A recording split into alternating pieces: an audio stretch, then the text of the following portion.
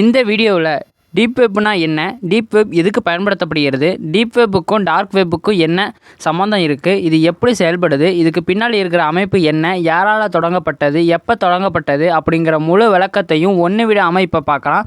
அதுக்கு முன்னாடி நீங்கள் இன்னும் நம்ம சேனலை சப்ஸ்கிரைப் பண்ணல அப்படின்னா சீக்கிரமாக சப்ஸ்கிரைப் பண்ணிக்கோங்க. பக்கத்துலேயே வர பெல் ஐக்கானையும் சேர்த்து கிளிக் பண்ணி ஆள்னு கொடுங்க. இந்த வீடியோவுக்கு ஒரு லைக் கொடுங்க. நான் இந்த வீடியோவுக்கு 100 லைக்ஸ் எதிர்பார்க்குறேன். 100 லைக்ஸ் வந்தால் இது போன்ற டார்க் வெப் அண்ட் ஹேக்கிங் பற்றிய இன்ஃபர்மேஷன் அண்ட் இன்ஃபர்மேட்டிவ் வீடியோஸ் நம்ம சேனலில் நிறைய வீடியோஸ் நான் அப்லோட் பண்ண போகிறேன். இது ஒரு எஜுகேஷன் பர்பஸ் வீடியோ மட்டும்தான். நாம் எல்லாத்துக்குமே டார்க் வெப்னா என்ன அப்படிங்கிறது தெரியும். சில பேர்த்துக்கு தெரியாமல் இருக்க வாய்ப்பு இருக்குது. அதாவது ஆன்லைன் இல்லீகல் ஆக்டிவிட்டி, சட்டத்துக்கு விரோதமான இன்டர்நெட்டை யூஸ் பண்ணுறது. இது நீங்கள் நினைக்கிற மாதிரி மொபைலோ ட்ரெஸ்ஸோ இல்லை, இது ஒரு பிளாக் மார்க்கெட்.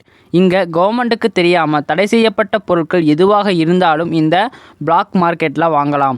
உதாரணமாக பார்த்தீங்கன்னா கஞ்சா, துப்பாக்கி, கன்ஸ், அதாவது உமன்ஸ் எதுவாக இருந்தாலும் வாங்க முடியும், அதுவும் கவர்மெண்ட்டுக்கு தெரியாமல். இதில் ஹைலைட்டான விஷயம், இதை யாராலையுமே கண்டுபிடிக்க முடியாது. நம்மளோட ரெகுலர் லைஃப்பில் நாம் இன்டர்நெட்டில் யூஸ் பண்ணுறது எவ்வளோ அப்படின்னு பார்த்தீங்கன்னா வெறும் 0.001% மட்டும்தாங்க. ஆனால் டார்க் வெப் அப்படின்னு சொல்லப்படுகின்ற இது உலகத்தில் இருக்கிற 90% டேட்டாவை உள்ளடக்கியிருக்கு. இதை பற்றி நாம் டீட்டெயிலாக போகிறதுக்கு முன்னாடி அட்லீஸ்ட் இதை பற்றி பேசிக் இன்ஃபர்மேஷன் கொஞ்சமாவது நமக்கு தெரிஞ்சிருக்கணும் இல்லையா? ஸோ வாங்க பேசிக் இன்ஃபர்மேஷன் பற்றி தெரிஞ்சுக்கலாம். வெப் பொதுவாக 3 வகைப்படும். ஒன்று சர்ஃபேஸ் வெப், இரண்டாவது டீப் வெப், மூன்றாவது டார்க் வெப்.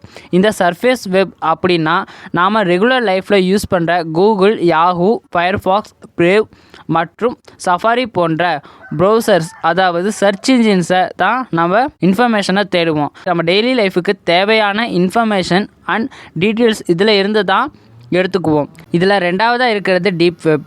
டீப் வெப்பில் பார்த்தீங்கன்னா கூகுள் போன்ற சர்ச் இன்ஜின்ஸில் தேடும்போது நமக்கு ஒரு தனி அக்கௌண்ட் வேணும். நாம் என்ன பண்ணுவோம், நம்ம டீட்டெயில்ஸ் எல்லாம் சைன்இன் பண்ணுவோம். அதாவது நம்மளுடைய இமெயில், ஃபேஸ்புக் அக்கௌண்ட் மாதிரி சைன்இன் பண்ணி உள்ளே போகிறதுக்கு யூஸ் பண்ணுவோம் இல்லையா? அது மாதிரி நம்ம டீட்டெயில்ஸ் எல்லாம் சைன்இன் பண்ணுவோம். அப்படி சைன்இன் பண்ணக்கூடிய கோடிக்கணக்கான பேருடைய இன்ஃபர்மேஷன் இந்த டீப் வெப்பில் இருந்து நம்ம எடுத்துக்கலாம். அது மட்டும் இல்லாமல் bank details, Aadhaar card details எதுவாக இருந்தாலும் சரி இந்த டீப் வெப்பில் இருந்து எடுத்துக்கலாம். இந்த ரெண்டையும் தாண்டி மூணாவதாக இருக்கக்கூடிய விஷயம்தான் டார்க் வெப். நம்மளால் சர்ஃபேஸ் வெப்பை தாண்டி டீப் வெப்லேயே நுழைய முடியாது. அப்படி இருக்கும்போது இதோட டீட்டெயில்ஸ் எடுக்கிறது கொஞ்சம் கஷ்டம்தான். ஆனால் முடியாதுங்கிறது இல்லை. டார்க் வெப் அப்படிங்கிற கான்செப்ட் அதனால தான் இப்போ வர ஒரு கான்சர்சிட்டி ஏரியா இருக்குது. நீங்கள் கனவுல கூட நினச்சி பார்க்க முடியாத பொருட்கள் எல்லாம் டார்க் வெப்பில் வாங்கலாம். Government datas and army datas எல்லாமே பார்த்தீங்கன்னா இங்கே தான் இருக்கும். இந்த முழு வீடியோவும் இதை பற்றி தான் நம்ம ஃபுல்லாக பார்க்க போகிறோம். இது ஒன்றும் டைரெக்டாக சேரில் உட்காந்துக்கிட்டு அப்படியே கூகுளில் ஈஸியாக சர்ச் பண்ணி தேடும் விஷயம் கிடையாது. இது அதுக்கும் மேலே ஒரு கூகுள் டாப்போட உள்ள நுழைய அக்சஸ் கிடையாது. இதோட பாஸ்வேர்டும் கூகுள்கிட்ட கிடையாது. இப்படி இருக்கும்போது இந்த மாதிரி இன்ஃபர்மேஷன் எப்படி எடுக்க முடியும்? நம்ம நார்மலாக யூஸ் பண்ணுற Google Chrome, Yahoo, Firefox, browse and Safari போன்ற ப்ரௌசர்ஸ் மூலமாக டார்க் வெப்பை அக்சஸ் பண்ண முடியாது. அதுக்கும் மேலே ஒரு செக்யூரான யூசர் தேவை. இது ஒன்றும் அவ்வளோ கஷ்டமான விஷயம் கிடையாது. அதே மாதிரி இதில் இருக்கும் இடம் யாருக்கும் தெரியாது. இதுக்கும் பின்னாடி யார் இருக்காங்க, அப்படி எப்படி உருவாகி இருக்கும் அப்படிங்கிற ஏகப்பட்ட கொஸ்டின்ஸ் இதை சுற்றி இருக்குது. டார்க் வெப் அப்படிங்கிற ஒன்று 1969லேயே ஸ்டார்ட் ஆகிடுச்சு. அப்போவே ஒரு ஆன்லைன் ஆக்டிவிட்டி, அதாவது இந்த மாதிரி கடத்தல் பொருட்கள், மாது எல்லாம் அப்போவே ஆன்லைன் சேல் ஆகி இருக்குது அப்படிங்கிற ரிப்போர்ட்டும் கொடுத்துருக்காங்க. ஜஸ்ட் இமேஜின் பண்ணி பாருங்கள், இன்டர்நெட் எப்போ யூஸ் பண்ண ஆரம்பித்தோம்? மக்கள் மத்தியில் இன்டர்நெட் யூஸ் பண்ண ஆரம்பித்தது ஜனவரி 1, 1983 தான். ஆனால் 1969லேயே இந்த இல்லீகல் ஆக்டிவிட்டி நடந்திருக்கு. காரணம் நம்ம ஜீனியஸான டோனி ஸ்டார்க் மாதிரியான நிக்கோலா டெஸ்லா தான். நம்ம நிக்கோலா டெஸ்லானோடனே நம்ம எலான் மஸ்க் கிடையாது. அதுக்கு முன்னாடி இதற்கு வழிகாட்டி வயர்லெஸ் சிஸ்டம் அப்படிங்கிறத 1900லேயே ரொம்ப முன்னாடியே இவர் கண்டுபிடிச்சிட்டாரு. 1900க்கு முன்னாடியே கண்டுபிடிச்சிட்டாரு. இதில் ஏதாவது மாற்றம் கொண்டு வரணும்னு அப்பையிலிருந்து நிறைய பேர் ரிசர்ச் பண்ணி ஆரம்பித்தாங்க.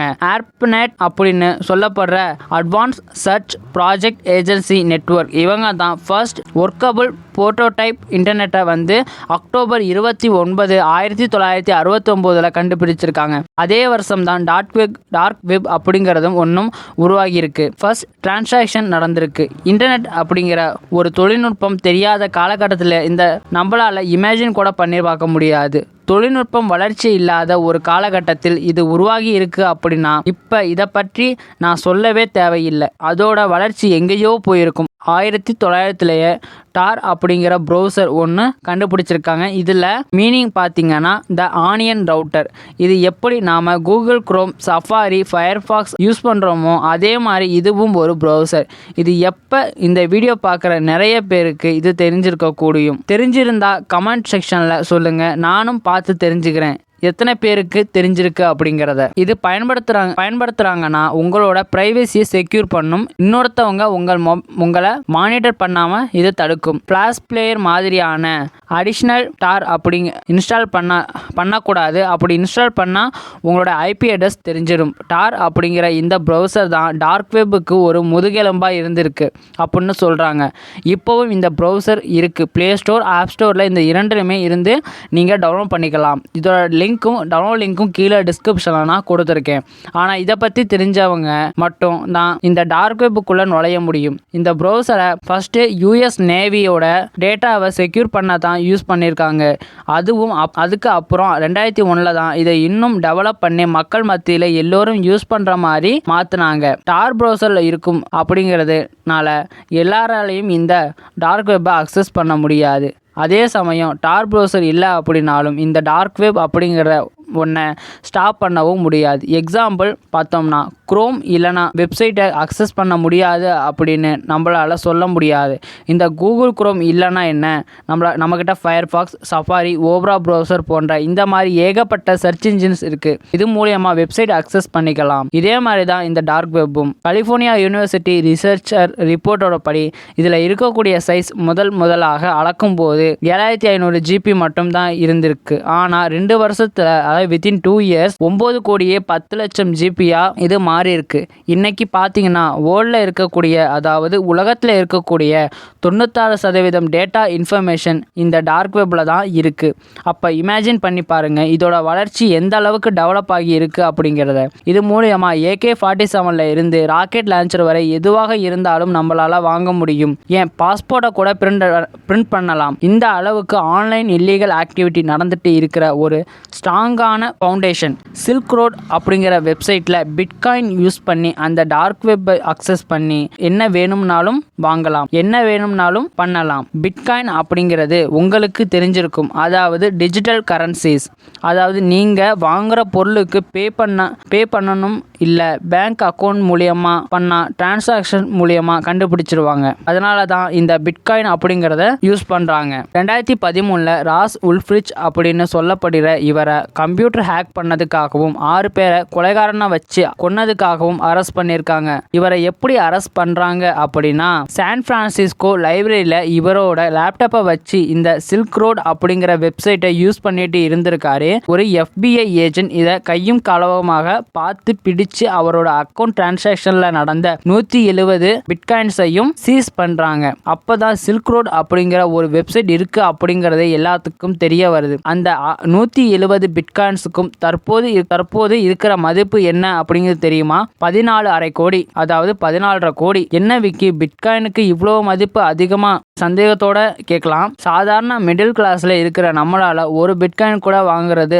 அப்படிங்கிறது ரொம்ப கஷ்டமான ஒரு விஷயம். இந்த டார்க் வெப்பை பற்றி ராஸ் உல்ஃப்ரிச் கிட்ட விசாரிக்கும் போது எனக்கு இதை பத்தி ஒன்றும் தெரியாது, நான் சில குரூப் ஆஃப் பீப்புள் ஒர்க் பண்றேன், எனக்கு அந்த அளவுக்கு ப்ரோக்ராமிங் நாலேஜும் கிடையாது அப்படின்னு சொல்லியிருக்காரு. இதனால எந்த ஒரு சாதாரண மக்களும் எந்த ஒரு பாதிப்பும் இருக்காது அப்படிங்கிற மாதிரி குறிப்பிட்டிருக்காரு.